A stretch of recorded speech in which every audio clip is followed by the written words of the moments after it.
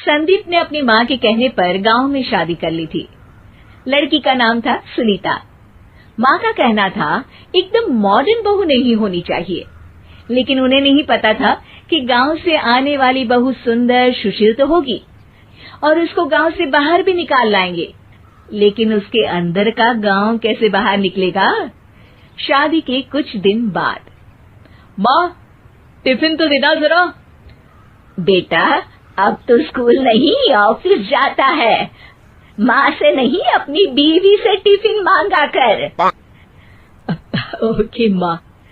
Sunita tiffin ले आओ। जी लो tiffin, इसके अंदर पिस्ता डाल दिया है। पिस्ता? पिस्ता क्यों?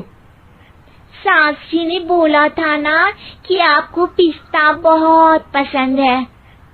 ओहो, मैंने पिस्ता नहीं पास्ता बोला था, पास्ता। पास्ता? कहीं होता है पास्ता? अरे बेटी तू रहने दे, मैं बना दूंगी। अच्छा किया कि पाव भाजी बनाने का नहीं बोला, वरना किसी के पाव बना देती है। सुनीता को बुरा लगता है, लेकिन उसकी नादान हरकतें कम नहीं होती। ऐसे ही एक दिन, अरे तुमने ये क्या लगाया है? अरे आप वो फूस फूस करके लगाते हैं ना, वही। डियो? का दियो? किसको दियो? अरे वही ना जिससे खुशबू आती है। हाँ हाँ सही पकड़े हैं। अच्छा लेकर तो आना। कौन सा डियो लगाया तुमने? अभी लेकर आते हैं जी। संदीप की बात मानकर सुनीता अंदर से खुशबू वाला फुसफुस लेकर आती है। ओएमजी! ओएमजी मतलब ओ माय गणेश ना। अरे ओएमजी छोड़ो, और ये खुशबू वाला फुसफुस की बात कर रही थी तुम?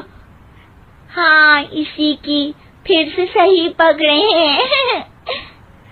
अरे देवी, लेकिन आप सही नहीं पकड़े हैं, ये डियो नहीं है। डियो नहीं है तो क्या लियो है?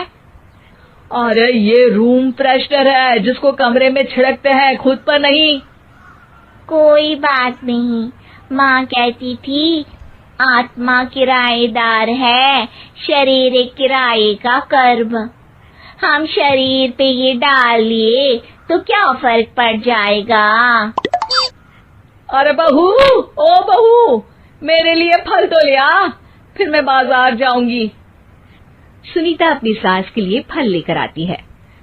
अरे बेटा, पपीता, तरबूज और सेब फल ऐसे कैसे खा लूं? काट कर तो ले आ।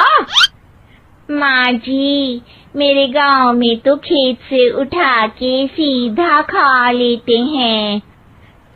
अरे ये तेरा गांव नहीं है ना। अरे संदीप, तू ही कुछ समझा देना इसको बेटा। मैं कैसे समझाऊं माँ, ये तो माइक्रोवेव को भी भट्टी बोलती है। कल मैंने बोला हाय कैसी हो, तो बोलती है किसी को हाय नहीं लगानी चाहिए। अरे सुनीता, तेरा क्या होगा?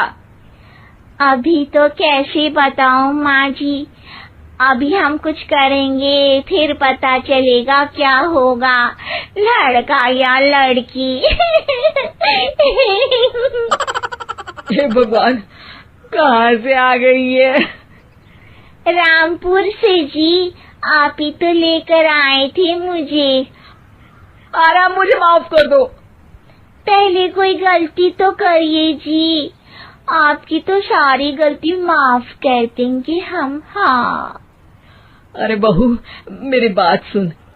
फल यानी कि फ्रूट जब भी लाए ना तो काट कर लाना, ठीक है? जी ठीक है माँ जी, फल यानी फ्रूट यानी काट के लाऊंगी। सुनीता रोज ही कोई ऐसी हरकत कर देती जिसकी वजह से उसे घर में दो बातें सुननी पड़ती। एक दिन, माँ मेरे बॉस घर पर आने वाले हैं शाम को, उनका बर्थडे है, फैमिली साथ नहीं रहती उनके, तो यही पार्टी कर लेंगे। उनको अच्छा लगा तो शायद मेरा प्रमोशन भी हो जाएगा। मैं ना फ्रूट केक लाकर फ्रिज में रख दूंगी और तेरे साथ आज खाना मैं बनाऊंगी, ताकि जब साहब आए तो खाने में कोई गड़बड़ ना हो। शाम को जब सारी तैयारियां हो जाती है, संदीप के साथ बड़े साहब भी घर आते हैं। फ्रूट केक तो ले आना बहू, फिर खाना खाएंगे। अरे इस सब की क्या जरूरत थी, आपने बुलाया वही काफी है। सर, आपका परिवार शहर में नहीं है तो हम ही आपके परिवार जैसे हैं सर। इतने में ही सुनीता फ्रूट केक लेकर आती है और बड़े साहब की टेबल पर रख देती है, और जैसे ही केक के ऊपर का बॉक्स हटाती है, ओह, ये क्या है? केक तो कटा हुआ है। मैं तो ऐसा नहीं लाई थी। आप मुझे शाबाशी दे सकती है माँ जी, मैंने ही केक काट दिया। आपने कहा था ना, फल यानी फ्रूट यानी हमेशा काट के लाना, तो फ्रूट केक भी तो फ्रूट ही है ना, तो मैंने पहले ही काट लिया। होना मैं समझदार। अरे बहू, ये क्या किया?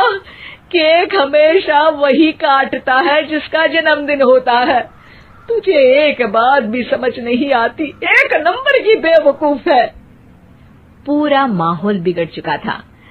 संदीप को लगने लगा था कि साहब उसे प्रमोशन तो दूर की बात है, कहीं डिमोशन ना दे दे, लेकिन साहब बीच में ही बोल पड़ते हैं। अरे कोई बात नहीं, ये इनकी बेवकूफी नहीं है, इनका भोलापन है। बेटा आप कहाँ से हो? रामपुर गांव से। अरे वाह, गांव से? फिर तो आपके गांव में ताजे फल और सब्जियां मिलते होंगे। हाँ, सही पकड़े हैं। हम तो काटते भी नहीं, सीधा खा लेते हैं। मैं ना एक बार तुम्हारे गांव घूमने जरूर चलूंगा। क्यों संदीप, ले चलोगे ना? मुझे गांव घूमना बहुत पसंद है। बस फिर क्या था, संदीप और सास दोनों खुश हो गए, क्योंकि साहब को सुनीता ने गांव की बात करके खुश कर दिया था। अब संदीप का प्रमोशन पक्का था। शिक्षा, कभी भी किसी भी गलती पर घबराना नहीं चाहिए। हो सकता है कि उस गलती की वजह से आगे बड़ा फायदा हो जाए।